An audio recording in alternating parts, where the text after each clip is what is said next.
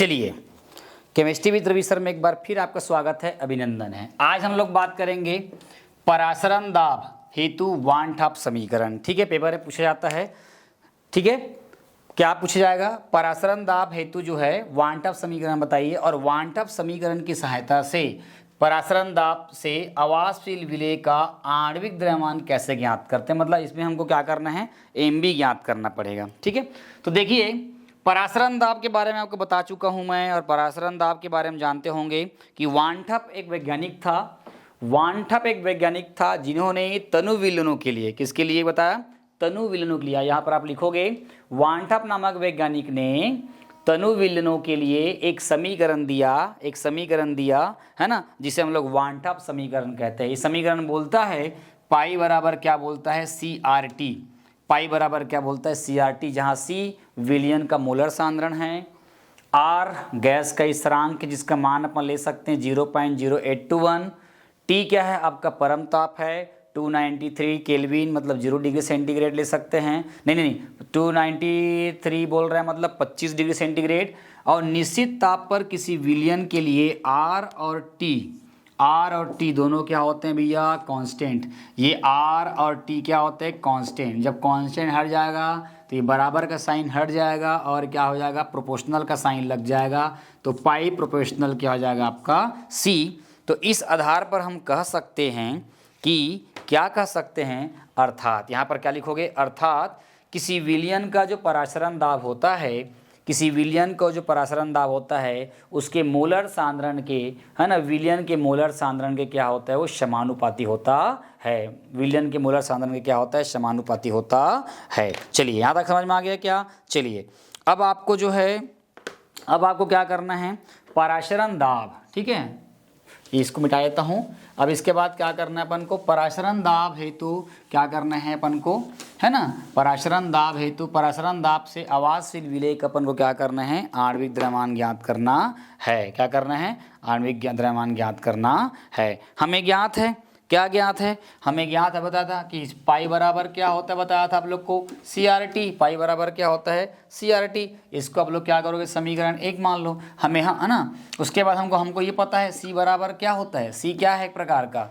C बराबर होता है सांद्रता, और सांद्रता बराबर क्या होता है ना, मोलों की संख्या बटे क्या होता है, आयतन। मोलों की संख्या बटे क्या होता है, आयतन। तो C बराबर अपन क्या मान सकते हैं, इसको हम लोग इसको मान सकते हैं NB अपन क्या मान सकते हैं, V मान सकते हैं। NB, जहाँ पर NB क्या हो गया, यहाँ पर हम लोग लिख सकते हैं NB बराबर और V बराबर, है ना। NB अपन क्या लिख सकते हैं, इसको विलेय के मोलों की संख्या। हम इसको लिख सकते हैं विलेय के मोलों की क्या लिख सकते हैं, इसको संख्या। और V क्या होगा, विलयन का आयतन। क्या हो जाएगा आपका, विलयन की आयतन। लिख दो यहाँ पे समीकरण 1 से तो पाई बराबर क्या हो जाएगा, C के जगह हम क्या लिख दोगे, NB अपान क्या हो जाएगा, V इंटू क्या हो जाएगा आपका RT। यहाँ तक समझ में आया क्या हो गया, समीकरण से पाई बराबर क्या हो जाएगा, NB अपान क्या हो जाएगा आपका RT।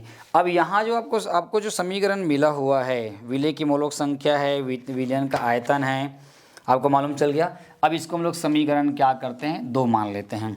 चलिए अब समीकरण में क्या करना पड़ेगा, अपन को कुछ मानना पड़ेगा। ठीक है, समीकरण 2 में, ठीक है, जैसे अभी आपने माना, अब हमको पता है, यहाँ पे लिख सकते हो क्या पता है, हम जानते हैं या हमें ज्ञात है या माना। ठीक है, क्या हो जाएगा, NB।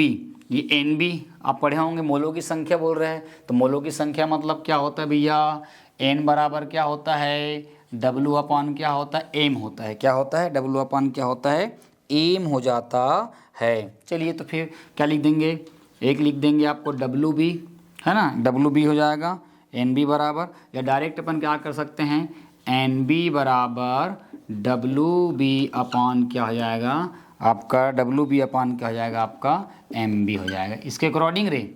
ठीक है, तो यहाँ पर क्या करेंगे, समीकरण 2 से, समीकरण क्या करेंगे 2 से, तो क्या हो जाएगा, पाई बराबर NB की जगह हम क्या रख देंगे, अच्छा NB क्यों रखे हैं, मोलों की संख्या, तो WB क्या होगा, ग्रामों में भार बटे अनुभार। ठीक है, तो NB की जगह हम क्या हो जाएगा, WB है ना, अपॉन डब्ल्यू बी अपॉन क्या हो जाएगा आपका एम बी, क्या हो जाएगा डब्ल्यू बी अपॉन क्या हो जाएगा एम बी, ठीक है, इंटू वी तो अपनी जगह में है, इंटू आर टी भी क्या है अपनी जगह में है। हमको क्या करना है, आणविक द्रव्यमान ज्ञात करना है, तो ये एम बी क्या करेगा बाहर आ जाएगा, एम बी बराबर क्या हो जाएगा डब्ल्यू बी इंटू क्या हो जाएगा आर टी, और ये इधर चला जाएगा, ये पाई इंटू हो जाएगा आपका भी, हमको यही निकालना था, ठीक है।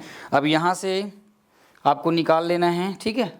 तो एम बी बराबर क्या निकल जाएगा टोटल हमारे पास, है ना, एम बी बराबर हो जाएगा W B into R T upon क्या हो जाएगा R T upon pi into हो जाएगा, ठीक है। इसमें के शेष राशियों के मान ज्ञात होने पर और दूसरी राशियों के मान आसानी से अपन लोग क्या कर सकते हैं, इसको ज्ञात कर सकते हैं, इजली वे में हम लोग जो है ना निकाल सकते हैं। इसके इस न्यूमेरिकल के अकॉर्डिंग जो है आपका आंकिक प्रश्न आएगा, इसको याद करना है, और इसमें से आंकिक प्रश्न आएगा, मैं उसको लेके आंकिक प्रश्नों का अभ्यास लेकर मैं आऊँगा, तो फिर आप उसको कर लेना, ठीक है। तो विलेय के जब आणविक द्रव्यमान का अगर मान ज्ञात करेंगे परासरण दाब हेतु द्वारा अगर मान लो ज्ञात करेंगे, तो इसमें हमेशा ये पता होना चाहिए आप लोगों को कि विलेय जो होता है वो अवाष्पशील होना चाहिए, इसमें विलेय क्या होना चाहिए अवाष्पशील होना चाहिए, ठीक है, और मतलब शक्कर वक्कर वाला हो, और विलयन क्या होना चाहिए तनु होना चाहिए, विलयन क्या होना चाहिए तनु होना चाहिए, और विलयन में संगुणन और वियोजन नहीं होना चाहिए, ठीक है। तो इस प्रकार से ये क्वेश्चन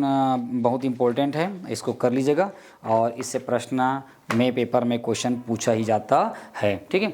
चलिए परासरण दाब वाला हो गया। अब इसके बाद जो है आपको इस चैनल क्या क्या बचा है, क्वथनांग में उन्नयन, हिमांग में अवनमन, और एक टॉपिक है आपका प्रतिलोम परासरण। तो कुल मिलाकर अगर बात करें, है ना, कुल मिलाकर बात करें तो जो है 2-3 टॉपिक बचा हुआ है। फिर इसमें का जो थ्योरी पोर्शन है 12वीं विलियन का थ्योरी पोर्शन ख़त्म हो जाएगा। फिर जो न्यूमेरिकल रहेगा, जो बोर्ड एग्जाम में न्यूमेरिकल्स जाते हैं, उसको आंकिक प्रश्न अभ्यास 1, आंकिक प्रश्न अभ्यास 2, आंकिक प्रश्न अभ्यास 3 करके ऐसे मैं आपको लेकर आऊँगा। तो फिर आपका जो केमिस्ट्री का जो सोल्यूशन है वो चैप्टर इस हफ्ते में ये चैप्टर पूरा ख़त्म हो जाएगा, ठीक है। तक के लिए बने रहिए। आज कितना काफ़ी है, संडे का दिन है आज, है ना, 29 या 30 जून है, और आज कम से कम 15 वीडियो बना डाला मैं, थकान महसूस हो रही है, ठीक है। थोड़ा आराम करता हूँ, तक के लिए आप इस वीडियो को बनाइए, पढ़िए और आनंद मंगल लिए, ठीक है। हमारी सीरीज का ध्यान रखिएगा। बिल्कुल जीरो से सुपर हीरो, अब की बार कितने तैयार, क्यों, है ना, क्यों पड़े हो चक्कर में, है ना, क्यों पड़े हो चक्कर में, कोई नहीं है टक्कर में, बिल्कुल जीरो से सुपर हीरो। Thank you.